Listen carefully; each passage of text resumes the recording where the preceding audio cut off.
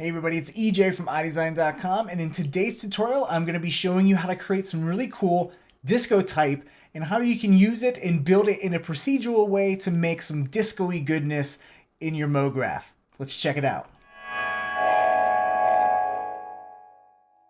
Alright, it's time to disco, and this is what we're going to be creating today. Nice little disco text, very easy to make. Let's check out how to do it. Alright. Open a new project, and let's create our text. So we'll go to the MoGraph menu, go to MoText, and right away let's go into the object tab here, and we'll change the alignment from left to middle so it's nice and aligned in the center, and then we'll change this text to disco. And we want a little bit more chunkier text, so let's go and choose a different font.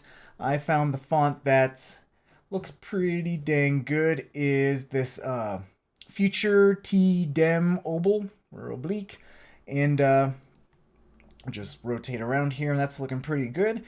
What I want to do now is kind of make this a little bit more of a heavier looking object, a little bit more dynamic, so I'll add a lot more depth to this, and I'll just kind of crank this up, see what looks good, maybe about 60 or so. I think that's some good extrusion length. And we can also go in here and check on this kerning and kind of do some kerning, which is always kind of neglected in 3D. But we'll just kind of touch each of these letters to make sure they get a little bit of kerning love. And let's go ahead to our caps and add some really nice thick fillet caps here. So I'll change the start and the end and change this to fillet caps. And I think for right now, the steps of one is just perfectly fine. We'll have a very sharp bevel there. But what I want to do is kind of up the radius here, make it a little bit thicker. So maybe we'll settle on 7. I think that's looking pretty good. And I'm going to remember this number because we're going to have all these little disco ball glitter pieces, and I want them to fit kind of nicely along not only are the caps of our object, but also along the fillet cap here as well. So if I make this radius 7, whenever I make my little glitter piece, I'll keep in mind that, all right, that needs to be about 7 centimeters to fill in that gap there. So let's go ahead and see if we can do a little bit more kerning here, just to adjust this after we added that thick fillet cap there. And I think that's looking pretty good. So now we got our text looking good. Let's just rename this disco text with an exclamation point, because this is just so it's exciting. We're discoing. All right. So we're gonna now create our little glitter piece, and how we'll do that is just a very thin cube. So again, our cap radius or fillet cap radius is 7. So what I'll make this cube is 7 by 7, and then a very skinny thickness in the Z size. So maybe like 0.2 or something like that. You can see how skinny that is. And the point of having some thickness, and instead of not, using a cube versus a flat plane, is the ability to add this nice little fillet or this nice little rounding. And what I'm going to do is just bring this fillet subdivision down just a little bit. And you can see when I turn that on or off, it kind of adds this really nice rounding. And adding this nice rounding and making it a little the surface more smooth rather than sharp is going to help us with our reflections, getting some really nice reflections when we actually apply some gold materials to that. So adding that rounding gives that nice little glint. You can see the difference between how flat that flat cube is before and after that fillet. All right, so that's the point of that. And we have our little glitter piece, and now we need to clone it along across the surface of our disco text here. So I'll go to the MoGraph menu, go to cloner, and drag and drop the glitter underneath the cloner, and then I'll just have this cloner mode from linear and set this to object mode. Drag and drop our disco text in there, and you're gonna notice something kind of odd. It's kind of just cloning a glitter piece on each individual letter. and it's not recognizing, say, like the cap face or any of the polygons or anything like that. So the problem with motext and trying to use object mode is that there's no way for the cloner to read the edges on a motext object. So what we need to do is place our motext object inside of a connect object. Now I'll just go ahead and grab a connect object, drag and drop our disco text in there, and basically what this is going to do, and you can see that some funky stuff happened right here. What I'm going to do is just quickly go into my caps here and just create single object, and that's going to kind of fuse the caps with the extrude and get rid of all that funkiness that happens with the connect. So that's kind of what is going on there. So basically what a connect object does is allows a generator object like a motext object to be treated like it's a polygonal object, and that way our cloner object can actually read all of the if I turn on the lines mode here, can actually read all of these subdivisions here. So if I go in, instead of the disco text object being in the cloner object, I can change this to connect, and now we have all these new options here, and you can see our little glitter pieces have now cloned onto the vertex, all the vertexes on all of our objects here. So one thing you're going to notice is that we don't have any subdivisions on the front caps and no subdivisions on the extrude. This isn't spaced very evenly. So what I'm going to do to have this spaced a little bit more evenly, instead of cloning on vertex, I'm going to clone on the polygon center. And you can see that this is looking a little bit better. But what we need to do is do a little bit more work on our motext object here to distribute the polygons a little bit more evenly. And again, our front caps of our text are just a single polygon. So that's why you see these individual glitter pieces just kind of front and center there and not actually cloning on the center. So let's go ahead and let's take care of the fact that we only have a single polygon in the extrude length here. So to change that, we're going to actually create some more subdivisions here. And we can just increase here, and you can see that we're adding more subdivisions, and because we're adding more polygons, we can actually clone more of the little glitter pieces because we're again cloning on the polygon center. All right, so that added a little bit more to our extrude subdivision. I'll just add one more just to even that out. Okay, so next thing we want to do is kind of adjust how this is kind of bunching up along the edges here. So what's controlling the subdivision on the rounding parts here is our intermediate points. And right now it's actually subdividing by angle. So if the line between 2 points or the angle between 2 points gets below 5 degrees, it creates a subdivision. So what we actually want to do is not subdivide by angle of 2 points. We actually want to subdivide based on maximum length of 2 points. So to get that, we'll go to subdivision here, or subdivided here, and we'll change this angle all the way to 90 degrees. And we can change our maximum length to whatever we want. Right now, it's subdivided every 5 centimeters. And you can see how nicely everything's kind of subdivided there, okay?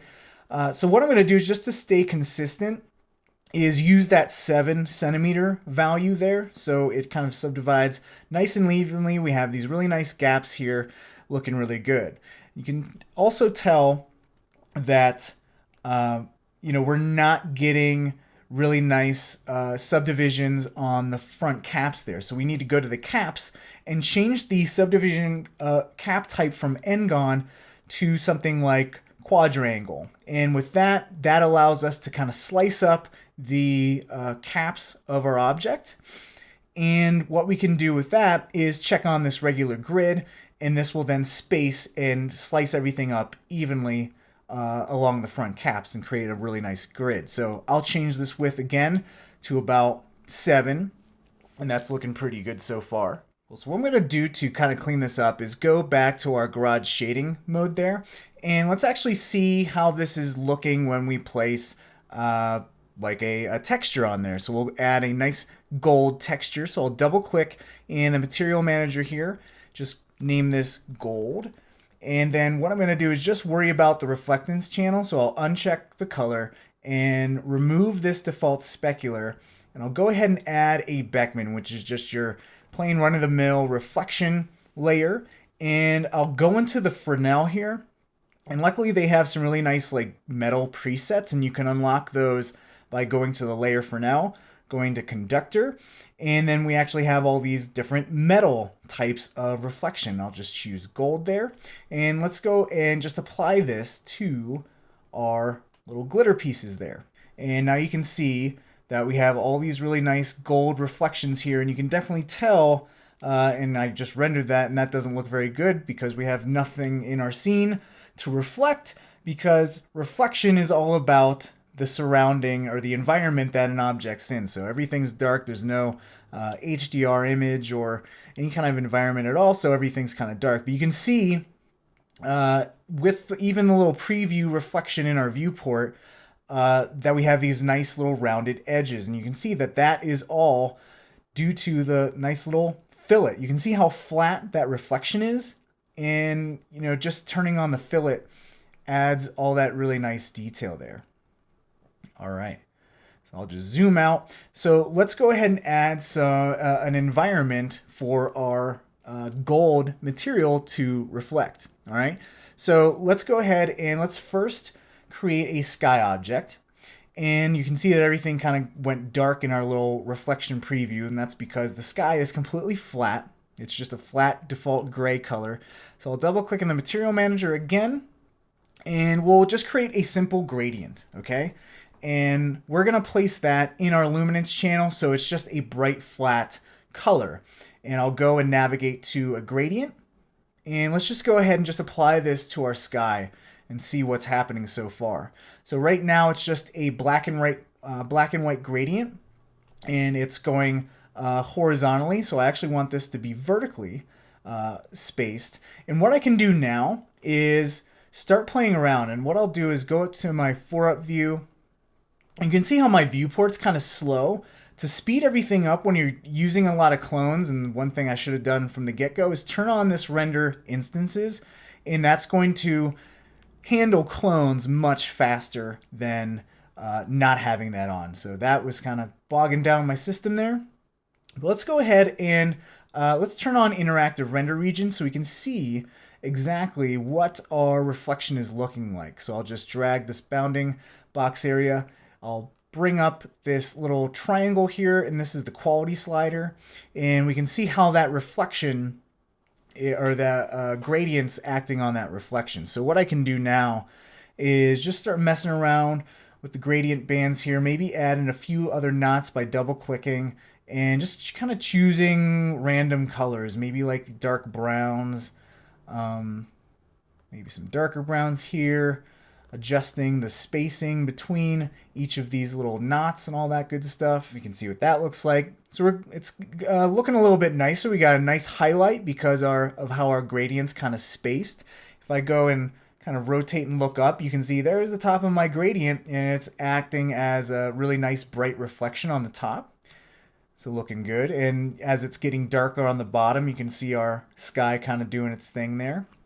So depending on where you have the little bright spots, where you have some of the dark spots here, is going to determine how the reflection is going to look on your text. Okay, so you can see that our gradient's a little bit darker heavy by the fact that more than half of our gradient's pretty dark.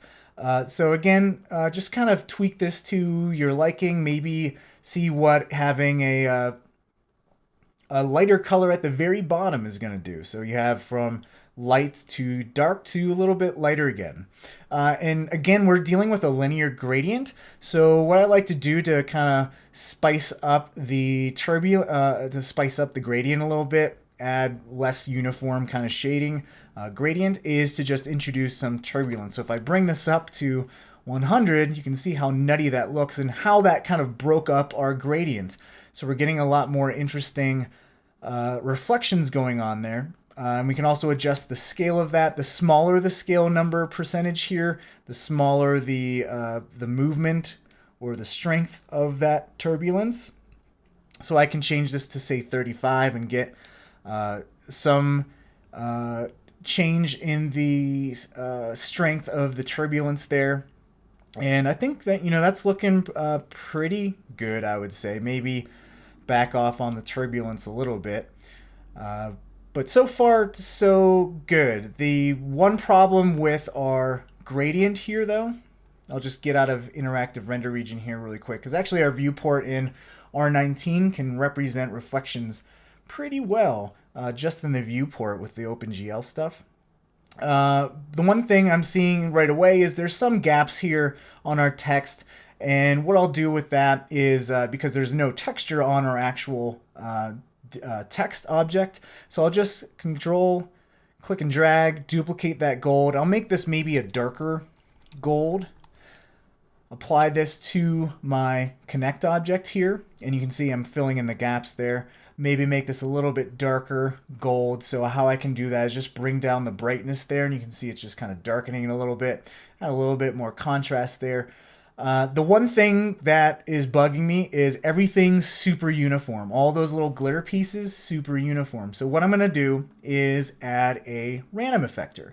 So we'll go up to effectors, go to random, and everything kind of explodes out.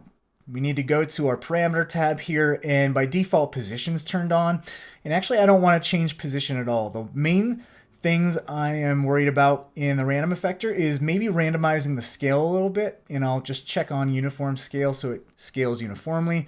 And maybe I'll just do like just a subtle randomness in the scale of like negative 0.1. And then rotation's really where this special sauce is, as far as getting some really nice randomized reflections and really getting that disco ball look. So watch what happens when I start kind of introducing some rotation values in here. You can see even in the viewport that it's kind of breaking up the reflection. We're getting all these really nice glintiness happening. Glintiness, new word, I claim it. And then adding a little bit of random rotation in the bearing here. So maybe just a slight subtle kind of thing, maybe 32, 33, something like that.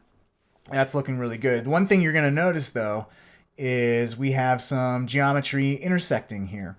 So to fix that, we'll just go to our cloner and adjust the transform. And I believe if we just make this positive Z, like a value like 1 centimeter, what that's going to do is kind of push these clones 1 centimeter away in the Z, so away from the actual surface of the object, and see if we can get away with a 0.5.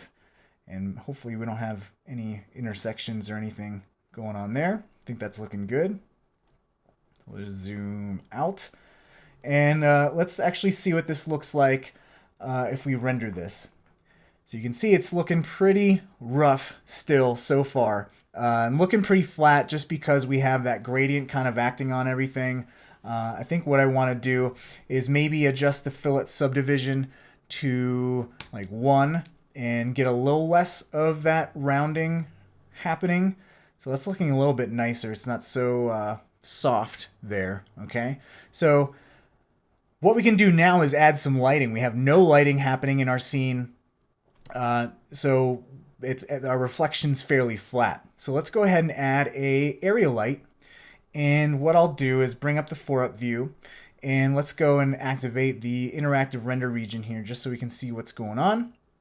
And I'll just position this area light, kind of angle it forward, and you can see we have this little kind of invisible box here. If I adjust the little dots here, I can adjust the size.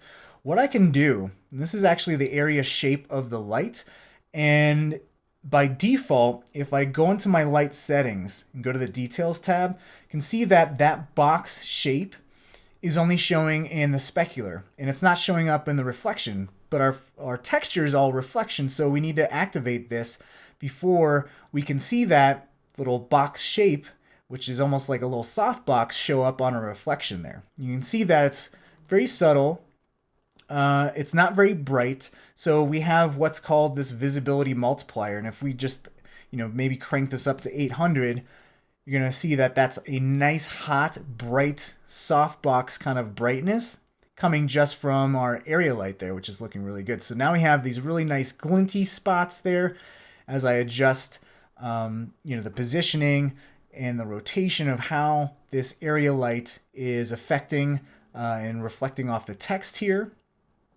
Another thing I can do is maybe add some realistic fall off here. So I'll go and change it from none to inverse square, and probably not going to affect that much because we're dealing with reflection here. So actually, you probably just turn that off. That's really not making any kind of change or anything like that. The one thing I want to do is hide the sky, hide this gradient from showing up in our render, and create a new background. So to do that, I'm going to right click on the sky, go to Cinema 4D tags, and go to compositing tag. And this is going to help us with compositing objects and stuff in our scene. And what I can do is uncheck scene by camera. And when I render this, boop, you can see that our disco, or our gradient that we're using to reflect, get all those nice shiny reflections on the disco type, is now hidden from render. So now we can go ahead, create a background, and you'll see just some default gray show up there. And I'll double click in the material tab and just create a new background material. I'm going to load this in the luminance, and I'll just create a gradient, choose a circular gradient here, and then I'll just adjust the colors here. So I'll just double click. We'll make this maybe a dark blue, something like that. That'll kind of contrast with the gold, and then just make this a pretty dark blue on this end. So we got just a subtle amount of gradient. Apply this to the background, see what that looks like. You can see this, maybe it's a little too subtle, so I'll just bump up the brightness there. Now you can see it a little bit better, but that really pops a lot better. The yellow gold text really pops off that black background a lot better than it did with that like creamy background we had in the gradient. So now we can go ahead, and maybe I just want more hot spots on the top, so I can again just adjust my light here so we get some really nice glinty stuff happening, something like that. I'm not sure what happened with that little thing right there. Did you see that? That was weird. I don't know what that was. That's really weird. Okay, so what we can do now is go ahead and add maybe like a backlight. And so let's go ahead and like some volumetric backlight. So I'll just create a light. This will just be our volumetric. And we'll just place this behind our light, something like that. And turn on volumetric. So we'll see some volumetric visible light here. You can see that happening right back there. Looking really good. The one thing I want to do is kind of make this scale in the X so it's a little bit wider and kind of fills up all behind our text here. So I'll just go in the Y and just increase the length in the X there, as you can see. And now we should have some lit up background going on right there. Now what I'm going to do is maybe make this a little bit of an orange kind of thing. Just an orange hue. Just to have that give it a little bit more interesting looks there. We need to go to visibility here, and that's where we can adjust some of this stuff and crank this up. See if we can get some more nice little rays or something happening. Let's keep moving this forward. Seeing what this looks like. So you can see now we're getting some nice little rays and stuff, which is looking pretty cool. I think I want to just shrink this down though. We can change this in the relative scale. So just kind of shrink it down in the Y there.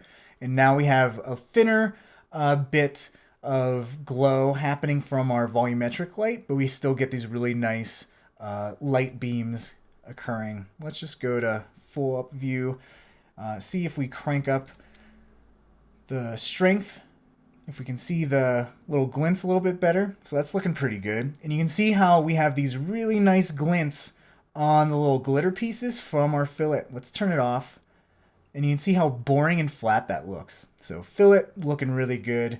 Adds that nice little glinty piece right there. All right, so now we can go ahead, go to our render settings and make this a little bit more better and change this renderer from standard to physical and not some crazy third-party renderer. Gonna go into that. All these settings you probably want to change and up, but I'm just gonna leave them the same right now. The one thing I want to call out is something about ambient occlusion. It would not work for a scene like this because it's fully reflective. Ambient occlusion does not occur in real life on glass, on reflective materials, or a mirror. So you don't even have to worry about something like that with a scene like this. The only effect I'm going to apply, and I'm not going to apply ambient occlusion, is glow. Now typically you would want to do glow in post, but since we're in Cinema 4D, I just want to kind of apply the effect and see what it looks like, just so you can see what it would look like if you rendered this out and added the glow in post. So we got our little thing rendering here, and then after it's done rendering, bam, we got this really nice disco glow looking really good.